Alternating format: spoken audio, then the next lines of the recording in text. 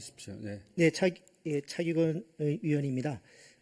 제가 지난주에 그 종합정책질의 주질의 전에 제2부속실 설치와 인건비, 운영비 등과 관련한 예산 내역을 요청을 했고, 그 추가 질의 전에 답변이 왔었습니다. 근데 그 답변 내용이 국가의 중대한 이익을 현재 해칠 우려가 있어 공개할 수 없다는 내용이었습니다. 이런 답변 관련해서 제가 이제 보충 질의할 때, 금요일 종합정책질의 전까지 제2부속실 설치와 인건비를 포함한 전체 운영비 예산 내역을 제출하기를 바란다. 기재부도 함께 제출해 주시기를 바란다고 요청을 했음에도 불구하고 금요일뿐만 아니라 지금 현재까지도 그 해당되는 자료가 제출되지 않았습니다. 내일까지 해당 자료가 제출될 수 있도록 이렇게 촉구를 좀 부탁드립니다.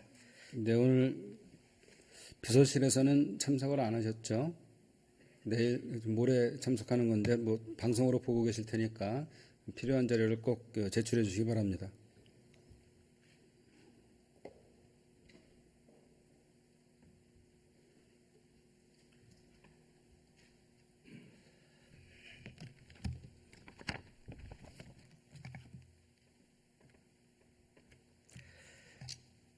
네, 산업부 장관님. 네. 예, 미국에서 트럼프 대통령이 당선되면서 네. 우리나라에 미칠 여러 경제적 영향이 있을 것으로 생각됩니다. 그 장관님, 최근 수년간 우리나라 기업들의 해외 진출이 급격하게 증가하고 있는 걸 알고 계시죠? 네. 그 현황 좀 많이 좀 파악을 하고 계시는가요? 네.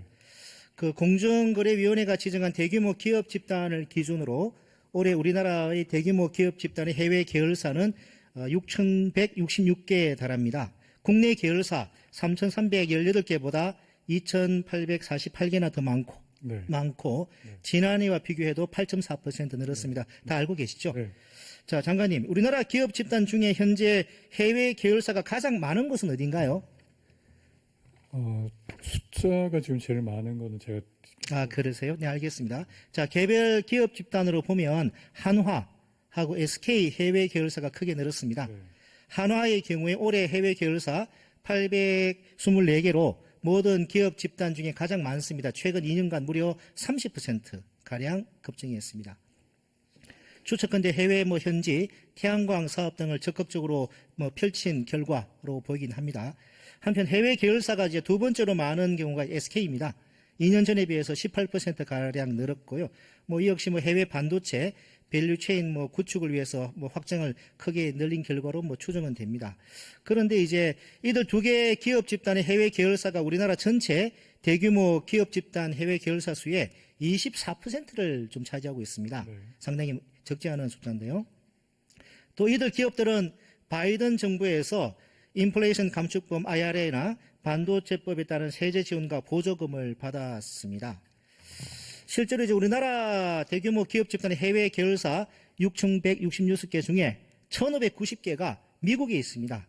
특히 미국 소재 계열사는 지난 1년간 무려 20.4% 269개가 늘었습니다. 기본적으로 보호무역주의 등의 영향이 크고 그 일환으로 추진되었던 대규모의 보조금 또는 세제 지원 등으로 인해 미국의 우리 기업들의 해외 계열사가 증가한 것으로 보입니다. 문제는 이번에 당선된 트럼프 대통령은 IRA법이나 반도체 과학법 등에 매우 부정적인 인식이 있는 데다가 보호무역주의, 자국 중심주의를 더 강화할 우려가 있다는 것입니다. 트럼프 대통령은 전기차 배터리 등을 지원하는 인플레이션 감축법을 그린 뉴 스캠, 신종 녹색 사기라고 폄하하고 미국 내 반도체 생산 시설에 보조금을 지급하는 반도체법에 대해서도 관세를 높이면 돈 한 푼 내지 않고 기업을 유치할 수 있다는 등의 발언을 한 바 있습니다. 자, 이렇게 될 경우에 세제 지원이나 보조금을 전제로 하여 바이든 행정부 당시 미국에 진출한 우리 기업의 해외 계열사 실적에 매우 부정적 영향을 미칠 것으로 예상이 되는데 장관님도 좀 동의하십니까? 네, 지금 그런 불확실성이 커져서 지금 이제 부총리가 주재하시는 금융 통상산업 협의체를 만들어가지고 저희가 지금 대응을 기업들하고 하려고 하고 있고요. 지금 의원님께서 지적하신 저런 투자 계획들이 사실 공화당 혹은 또 이번에 스윙 스테이트에 저희가 집중해서 투자가 많이 돼 있습니다. 그래서 이제 그런 쪽에 제가 주지사들이나 상원의원들, 하원의원도 쭉 만나봤었는데 그런 분들은 그 트럼프 후보하고는 조금 또 정책 방향에 대해서 다른 게 있고 그런 기업 지원이 주정부 차원에서 지원이 또 많이 있습니다. 그런 부분들이 앞으로 저희가 계속 모니터링하면서 신정부가 어떤 정책을 하게 될지는 저희가 조금 더 시간을 가지고 봐야 되는 부분이 있어서 네. 저희가 향후에 면밀히 알겠습니다. 대응하도록 하겠습니다. 알겠습니다. 말씀하신 것과 비슷하게 이제 대외경제연구원 그리고 무역협회 등에서도 이제 우리 기업의 수입폭 우려가 축소가 우려된다는 이런 이제 우려가 제기되고 있습니다. 장관님, 금방 이제 우리 정부의 대응 이제 하고 있는 것에 대해 말씀을 하긴 하셨는데, 우리나라의 지난 트럼프 대통령 집권 당시에 그 철강 수출에 네. 대해서 상당한 제약을 받은 바 있지 않습니까? 네. 또 이제 IRA가 발효된 2022년 당시에 초기 대응이 충분치 않았다는 또 지적도 많이 있었습니다. 그래서 경우에 비춰봤을 때 이 확실한 준비를 해야 된다라는 생각인데 장관이 지금 총리님 주재로 이게 대응 기구를 가동하고 있다고 말씀을 하셨는데 또 스테이트 주 정부는 약간 또 상황이 좀 이렇게 고려할 부분이 있다고 말씀을 하셨는데 그럼에도 불구하고 낙관론에 좀 취하기보다는 좀 확실한 철저한 대응을 좀 우리 정부가 이렇게 준비를 해야 되지 않을까 싶습니다. 그 점에서는 동의하시죠? 네, 의원님 말씀 전적으로 동감이고요. 어제 네네. 대통령께서 경제안보 회의 주재를 하셨고, 네네네. 예, 저희가 계속 정부 차원에서 면밀히 지금 대응 체계를 만들어. 네, 우리 기업들의 피해가 발생하지 않도록 최선을 다해서 대응해 주시기 바랍니다. 최선을 다하겠습니다. 자, 공정거래위원장님. 네. 예, 우리나라 그 대규모 기업 집단 원칙적으로 국내 계열사에 대한 채무 보정은 금지되죠. 그렇습니다. 예, 상호 출자 제한 기업 예. 기관에 그런데 이제 해외 계열사 채무 보정은 허용되죠. 허용되어 있습니다. 최근에 그 대규모 기업 집단의 해외 계열사 채무 보정 추이 혹시 파악하고 계십니까? 예, 금년 5월 기준으로 135조 정도 되는 것으로 알고 있습니다. 좀 늘어나고 급증하고 있는 걸 알고 계십니까? 그 추세까지는 제가 파악을 못했습니다. 추세가 중요한데요. 네. 좋습니다. 자, 우리나라 기업 전체 해외 계열사 채무 보정 급증세인데요. 한번 보시겠습니다. 앞서 하나와 SK 해외 계열사 확대가 급격하게 늘어나고 말씀을 드렸는데요. 한화의 경우에 2년 사이 채무 보정 금액이 6.1조 원에서 12조 원으로 2배 가량 늘었고 잔액도 5조 원에서 9.4조 원으로 늘었습니다. SK 2년 사이에 채무 보정 금액이 8.7조 원에서 23.2조 원으로 3배 가량, 보정 잔액도 6.8조 원에서 18조 원으로 늘었습니다. 소위 5대 기업 집단으로 확장해서 보면 채무 보정 금액은 총 92조 원에 달하고 채무 보정 잔액은 48.6조 원에 달합니다. 이 늘어나는 이제 속도도 물론이지만 규모 자체도 우려스러울 정도로 좀 커져 있는 상황입니다. 문제는 이제 앞서 말씀드린 바와 같이 미 대선의 결과로 우리나라 해외 계열사들에게 이런 다소 악재가 될 수 있는 상황이 초래될 수 있다는 것입니다. 금융위원장님, 네. 해외 재무 보정으로 인한 리스크를 전체적으로 점검해 봐야 된다고 보는데 금융위원장님 생각 어떻습니까? 주채권 은행 중심으로 전체적으로는 보고 있는 걸로 알고 있고요. 한번 네. 말씀 주셨으니까 지금 은행들이 어떻게 체크하고 있는지 저희들이 점검해 보겠습니다. 네네, 한번 이 해외 이 계열사들 채무 보정 규모가 단기간에 많이 규모 커졌고 이 속도도 많이 이제 짧은 기간에 이렇게 커진 것 같습니다. 한번 채무 보정 우리는 리스크 한번 점검해 주시길 바랍니다. 자, 다시 공정거래위원장님. 네.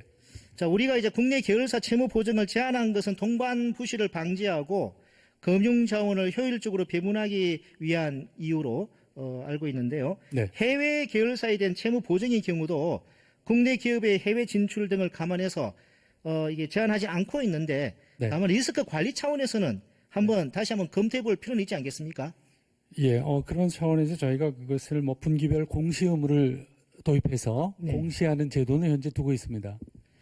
하여튼 리스크 관리 차원에서 네. 추가적으로 더 이런 채무 보정, 해외 계열사의 채무 보정, 리스크 한번 관리 차원에서 네. 더 철저하게 한번 점검해 예, 주시기 모니터링 해보겠습니다. 바랍니다. 예. 자, 기재부 장관님. 제가 이제 기재위에서 이제 장관님께 우리나라 상위 10대 기업의 법인세 실효세율이 15.8%밖에 안 된다고 이제 말씀을 드리니까 장관님께서는 외국 납부세에 공제가 늘어서 그렇지 외국 납부세액을 더하면 우리나라 기업의 법인세, 실효세율이 20%를 넘는다고 말씀하셨죠? 네, 저는 그렇게 알고 있었습니다. 예, 맞습니다. 자, 한 기업이 전 세계, 우리나라뿐만 아니라 전 세계에 내는 세 부담을 보면 그럴 수 있겠습니다만 문제는 그만큼 우리 사람이 국내에서 공동화 현상이 생기고 세입 기반이 약화된다는 그런 우려가 있는 거 아니겠습니까? 제가 이제 해외 자회사 배당금 입금 불산입 문제를 지적하면서 이 제도가 자칫 우리나라 산업 기반을 취약하게 만들 수 있다고 지적한 것도 그런 이유였습니다. 게다가 트럼프 당선인은 관세를 높이고 자국의 법인세를 내리는 방식의 자국 중심주의적 경제 정책을 피겠다고 한 상황입니다. 즉 당장에 우리 기업들의 해외 계열사 경영과 수익에 미치는 악영향도 문제이지만 장기적으로 볼 때 우리나라 기업들의 해외 계열사들이 계속 늘어나서 국내 산업은 공동화되고 국내보다 해외에서 투자나 고용이 더 큰 폭으로 늘어나지 않을까 우려가 됩니다. 장관님, 의견이 어떠신가요? 뭐 의원님 말씀의 우려는 충분히 또 그런 걸 저희가 모니터를 잘 해야 한다고 생각하지만 대한민국 경제 자체가 우리 기업들의 해외 진출, 그다음에 또 수출 같은 경우도 공급망 자체가 여러 가지 다변화되고 있기 때문에 기업들이 거기에 적응하면서 가는 과정이라는 측면도 있습니다. 그렇기 때문에 한편으로 공동화라고 말씀하셨지만 물론 공동화가 되지 않으면서 우리 기업들의 해외 진출을 통해 가지고 우리의 수출이라든지 그다음에 그 우리 국민 우리 국가의 부가가치 많이 떨어질 수 있도록 최선의 노력을 해보겠습니다. 그래서 국내 산업이 공동화되지 않고 국내 고용이나 투자가 더 늘어날 수 있도록 네, 그렇죠. 각별히 좀 신경을 그렇게 노력하는 겁니다, 저희. 예. 장관님도 거기는 동의하시죠? 네, 그런 그 거 각별히 더 이제 신경을 쓰셔야 된다는 그렇게 거죠. 하겠습니다. 예. 자, 우리 기업들이 외국에 납부한 세액은 2017년도에 3.6조 원에서 2023년에는 7.6조 원으로 늘었습니다. 상위 10대 기업의 경우에 같은 기간 동안 외국 납부세액이 1.6조 원에서 3조 원까지 늘었습니다. 그 2023 작년에 상위 10대 기업 법인세 총 부담세액이 7.2조 원인데요. 외국에 내는 세금이 국내 법인세의 40% 수준에 달한 것입니다. 자, 이렇게 이야기하면 이제 저는 이게 관련해서 정부는 이제 뭐 세금을 낮추고 뭐 규제를 완화하자 이런 뭐 이게 이야기를 많이 하는데 자, 관련해서 또 한번 또 말씀을 드려보겠습니다. 본 의원이 이제 환전해서 자료를 받아보니까 아리백을 선언한 기업 36곳의 그 전력 사용량이 서울 전체의 1.4배이랍니다. 문제는 이들 기업의 국내 재생에너지 전력 조달 비중이 8%에 불과하다는 점입니다. 우리나라 이제 재생에너지 발전 비율이 전체의 그 9% 수준에 불과하다는 점을 생각하면 어쩌면 당연한 결과이기도 합니다. 실제로 이제 아리백 기업들은 우리나라에서 재생에너지 조달에 어려움을 겪고 있다고 답하고 있습니다. 이러한 점 역시 국내 기업들의 해외 유출을 가속하는 측면이 있는 것 같습니다. 따라서 본 의원이 지적하고 싶은 것은 재생에너지를 늘리자 뭐 원전이 안 된다 하는 차원의 그런 담론이 아니라 바이든 행정부 때부터 가속화된 국내 기업의 해외 계열사 진출이 트럼프 당선으로 더욱 심화될 가능성이 높다는 점, 재생에너지 조달과 같은 현실적인 어려움이 기업의 해외 유출을 더욱 부추기는 상황에 처했다는 점을 말씀드리고자 하는 것입니다. 이미 상위 10대 기업의 외국 납부세액이 국내에 납부하는 법인세의 40% 수준을 넘어섰을 정도로 이와 같은 우려는 단순한 기우라고 보기는 무리인 것 같습니다. 이 대해서 우리 기재부 장관님과 산업부 장관님 그 간단하게 한번 뭐 말씀을 좀 부탁드립니다. 그 말씀하신 아리백 문제 때문에 지금 우리 기업들이 해외 진출하고 있는 거는 저희가 파악한 바로는 아직은 없습니다. 왜냐하면 국내 녹색 프리미엄으로 충분히 이게 조달 가능하기 때문에 현재는 문제가 아닌데 지금 의원님 지적하신 것처럼 중장기적으로는 국내 재생에너지 기반을 저희가 확충하기 위해서 계속 노력을 하고 있고요. 그 해외로 지금 기업들 나가는 부분들은 우리나라가 지금 국내 생산 기반이 사실 시장이 작기 때문에 불가피한 측면이 있습니다. 그래서 국내 핵심 그 연구개발이나 부가가치가 높은 그 생산 파트는 국내에 두고 이제 범용 생산하는 기지를 이제 주요 시장 그 중심으로 이렇게 내보내는 이 허벤스포크 전략을 우리 기업들이 가지고 가고 있는데 저희가 뭐 여러 가지 고용이라든가 기타 관련돼 있는 그 경제의 영향을 잘 따져서 제가 그런 부분 잘 관리해 나가도록 하겠습니다. 좋습니다. 우리 뭐 산업부 장관님께서 좀 길게 말씀하시, 제가 시간 부족으로 뭐 기재부 장관님 말씀은 좀 이렇게 제가 하는 거라고. 하여튼 우리 기업들의 애로점이 어쩌면 장관님께서 인식하시는 것과는 달리 좀 더 엄중한 좀 그런 좀 면이 있는 것 같습니다. 한번 잘 살펴봐 주시길 바랍니다. 자, 다음으로 기재부 장관님. 자, 상속세, 올해 세제 개편안에 상속세 최고 구간 세율을 50% 40%로 낮추는 또 가업 상속 공제 완화 요건도 있는데 상속세 관련해서 좀 질의를 드리고자 합니다.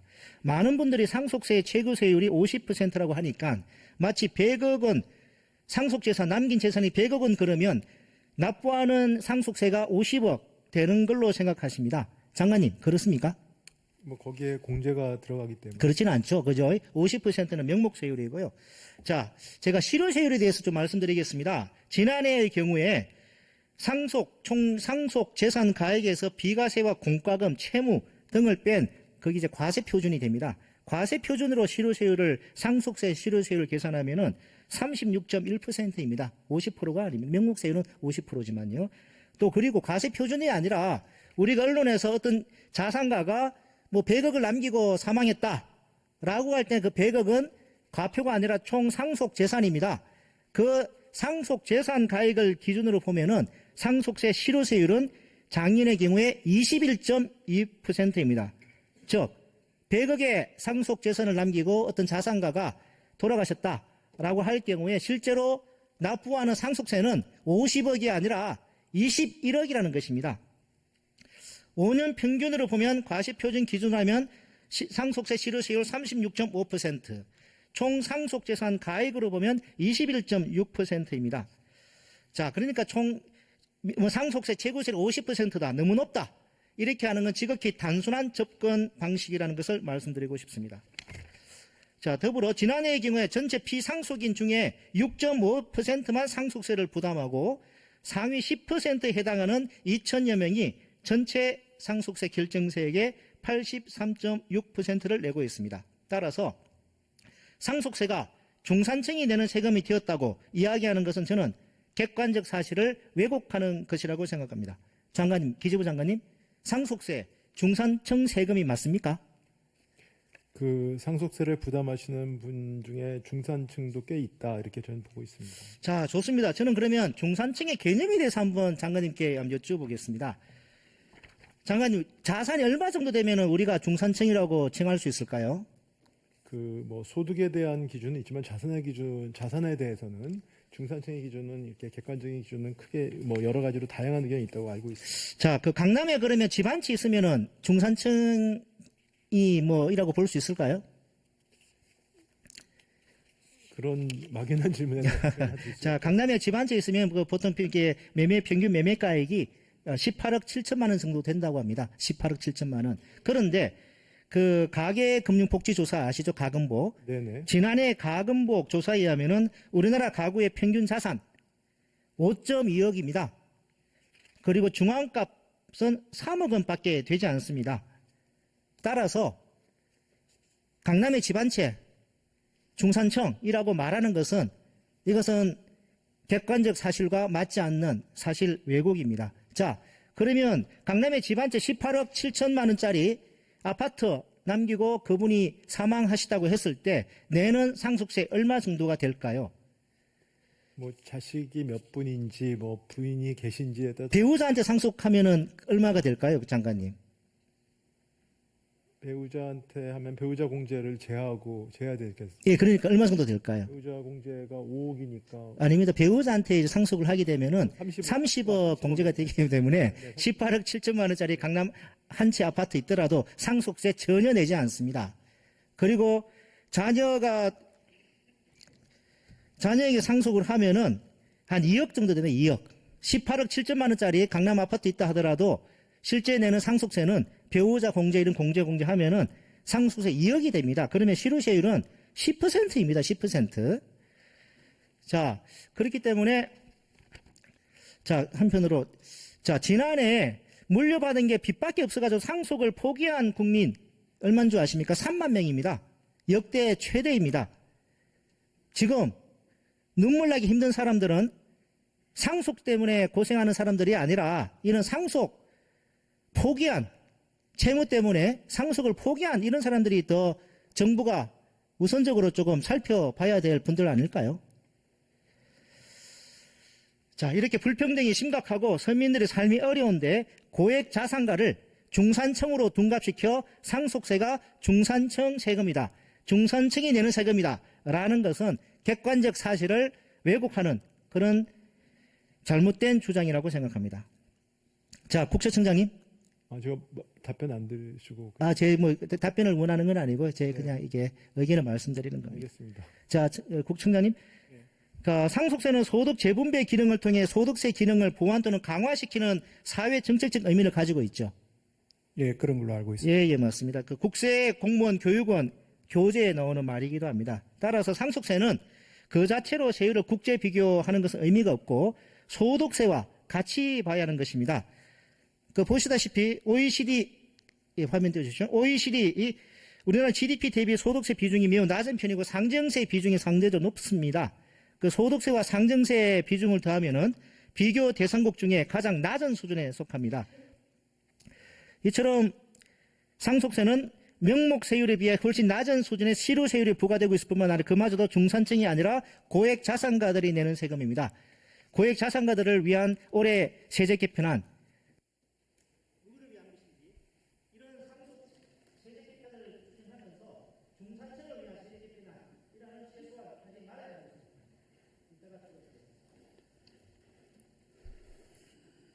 네, 차기군 위원님 수고하셨습니다.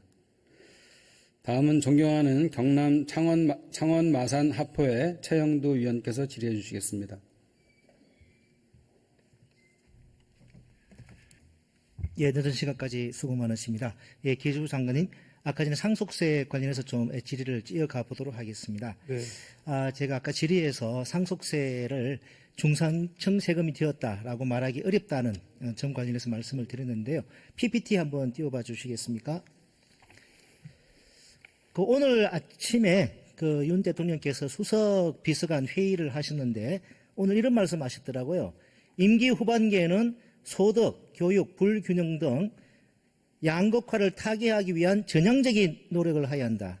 장관님 혹시 오늘 대통령 이런 말씀하신 거 들으셨습니까? 제가 오늘 말씀하신 건 국회 때문에 못 들었고. 그렇죠. 오늘 저런 말씀하셨습니다. 네, 저 자료는 봤습니다. 예, 대통령 저 말씀에 공감하시죠? 네, 그렇습니다. 자, 그다음 PPT. 지난 7월 달에 정부가 발표한 역동경제 로드맵에 의하면은 부의, 양질 일자리 부족, 네네. 교육 격차, 부의 대물림 등으로 사회 이동성 기대 약화, 혁신 동기 저해, 사회 갈등 심화라는 현실 진단 내용이 담겨져 있습니다. 본위원이 판단하기로는 이번 상속세 개편안은 부의 대물림을 강화하는 내용으로서 혁신 동기를 저해하고 사회 갈등을 심화하는 결과를 초래할 것으로 생각됩니다. 아까 윤 대통령께서 오늘 오전 수석 비서관 회의에서 말씀하신 양극화 해소를 위한 전향적인 노력을 해야 한다. 그 말씀의 취지도 반하는 상속세 개편 내용이 아닌가 싶습니다. 장관님 어떻게 생각하십니까? 네, 그럼 의원님께서 그렇게 지적하시는 부분도 있을 수 있다고 생각합니다만 상속세 자체가 워낙 오랫동안 고치지 않았고 저희가 낸 부분에 대해서 일부 지적하는 부분에서는 의원님과 의견 교환할 부분이 있지만 또 저희가 낸 부분들에 대해서는 이것이 우리 기업들의 어떤 그 계속 기업 의지라든지 그다음에 또 경제활동, 개인의 경제활동을 좀 저해하는 측면도 있다 저는 판단을 하고 있습니다.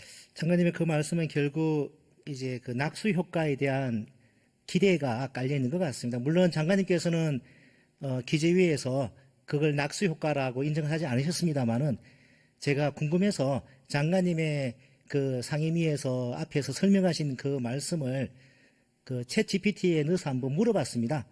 챗 GPT 답이 낙수 효과라고 답이 나왔습니다. 그건 다음에 한번 제가 따로 한번 말씀드려보겠습니다. 환경부 장관님. 네. 장관님 그 PPT 한번 띄워봐 주시죠. 지난 11월 7일 지난주 목요일 언론 기사 내용인데요. 안동댐 도산서원 앞에서 찍은 사진입니다. 혹시 이 내용 알고 계십니까? 네. 한 보시다시피 녹조가 원래 여름에 나타나다가 사라지는 걸로 알고 있는데 지금 11월 7일이면 거의 가을, 초겨울 아니겠습니까? 이 보시다시피 거의 곤죽과 마찬가지 이런 심각한 상황인데 이 원인을 어떻게 지금 파악하고 계십니까? 아시는 것처럼 녹조는 물의 흐름 같은 속도, 물의 온도, 또 여러 가지 그 오염원, 인위적인 그런 요인들이 복합적으로 작용해서 발생합니다. 그래서 그런 저 현상도 그 보해 담수 또는 보해 그 개방 외에도 여기 위에 상류 지방의 그 오염원 여러 가지 원인이 복합적으로 작용한 것으로 생각됩니다. 장관님, 지난 여름에도 이제 녹조와 관련해서 이제 우려하는 기사들이 나오니까 이제 환경부에서는 매달 이제 7월, 올해 8월, 9월, 10월에 걸쳐가지고 매달 녹조가 감소하고 있다라는 이제 이 설명 자료를 배포를 했는데 아직 요 기사에 대해서는 설명 자료를 배포하지 않으신 것 같더라고요. 네. 그래서 많은 국민들이 우려를 하고 있습니다. 저는 조국혁신당 대구시당위원장으로 지금 일을 하고 있는데 대구 시민뿐만 아니라 낙동강 유역에서 낙동강을 젖줄로 삼아서 이 생계를 유지하고 있는 또 식수로 사용하고 있는 이런 많은 국민들이 저런 현상에 대해서 많은 우려를 하고 있습니다. 지금 많은 국민들이 녹조 청문회를 요구하는 청원을 시작했다 했는데 이제 다만 5만 명 달성하지 못했던 사실을 알고 있죠. 최근에 관련해 가지고 예산도 이제 비점 오염 저감 사업 예산이 많이 줄었는데 이게 집행률이 낮기 때문에 그렇게 됐다고 설명을 들었습니다만 이 녹조 대응에 대해서 어떤 좀 입장을 가지고 계시고 최근에 공동조사의 의지를 밝히셨다고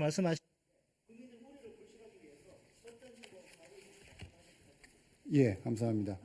말씀하신 그 비점 오염 저감 사업은 그 집행률이 52% 정도밖에 23년에 안 됐었기 때문에 그걸 맞춰서 조금 저희 집행률을 봤다는 것이고 대신에 녹조 예방은 그 비점 오염 사업뿐만이 아니라 가축분뇨 공공처리 시설 이런 여러 가지 사업들이 있습니다. 24년에 594억인데 내년에 1167억으로 지금 96%가 증액돼 있고요.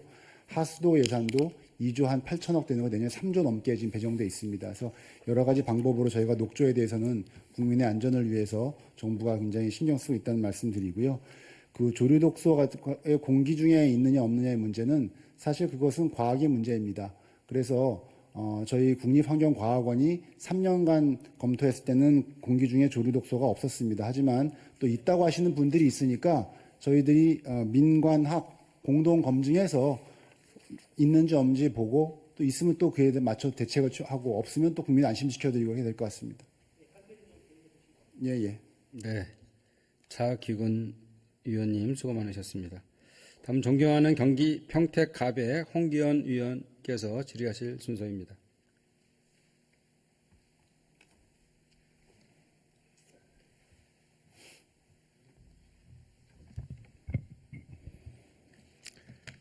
네, 금융위원장님,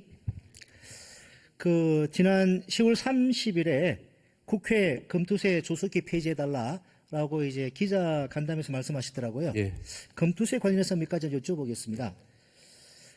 검투세가 시행이 될 경우에 5,100만 원의 수익이 국내 주식에서 발생하면 세금이 얼마나 되죠, 위원장님? 위원장님? 5천만 원 공제되니까 나머지 내 세금이겠죠. 예. 예, 그래서 얼마 되죠? 그 20%, 22%인가 할 때. 네, 좋습니다. 예. 20만 원 정도입니다. 예. 자, 그러면 해외 주식 투자로 5,100만 원 수익을 내면 세금 얼마나 되죠? 250만 원 공제되니까 거기 예. 한 20%. 970만 원 됩니다. 예.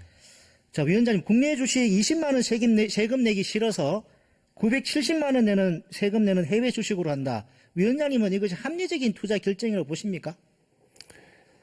그 검투세 폐지 문제를 바라볼 때 그렇게 그 하나 케이스를 가지고 접근하는 거는 그 본질은 아니라고 생각합니다. 좋습니다. 자, 그러면 저 화면이 2019년도에 여야 그 원내대표, 당대표, 정책위의장 해가지고 금투세 토론회가 있었습니다.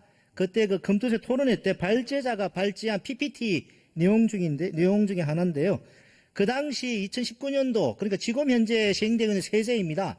저기 보시면 제목이 뭐라고 되어 있냐 하니까 2천만 원 손실 났는데도 세금이 2,015만 원 강남 큰손 분노의 포트폴리오 조정, 이러한 제목으로 큰손 투자자가 이런 현실에 대해서 분통을 터뜨린다는 그런 내용의 기사였습니다. 그러면서 발제자는 얼마나 비합리적이냐, 세제 개편이 필요하다라고 하면서 도입된 게 주식 양도차익과세 금투세입니다. 자, 이번에 만일에 금투세가 폐지가 되면 저 분통을 터뜨린 그 현행세제 그대로 유지가 되는 건데요. 자, 이런 상황 어떻게 그러면은 보십니까? 그 도입될 당시에는 손익통산 이런 부분에 대한 요구도 있었고 그런 취지가 입법에 반영이 됐을 거라고 생각이 듭니다. 그러나 현 시점에 주식 투자자가 저 때보다도 굉장히 많이 증가한 상황에서 하여튼 투자자들이 원하는 것이 지금 폐지 아니겠습니까? 투자자를 원하면은 그러면 정부는 그 따라가야 됩니까? 자본시장을 어쨌든 밸류업을 하겠다는 저희 방침에서 봤을 때 예, 좋습니다. 그러면 부정적 영향에 대해서 고려 안 할 수가 없습니다. 그 내용을 잘 모르시는군요. 자, 그러면 위원장님, 의제 취득 가액 제도가 뭐죠? 예? 의제 취득 가액 제도. 그건 잘 모르겠습니다. 그런 정도 모르시면서 금투세 폐지를 조정하신 겁니까? 뭐 꼭 알아야 된다고 생각하지 않습니다. 참 어이가 없습니다. 네, 차규근 위원님 수고하셨습니다. 다음은 박지혜 위원님 나오셔서 질의하시겠습니다.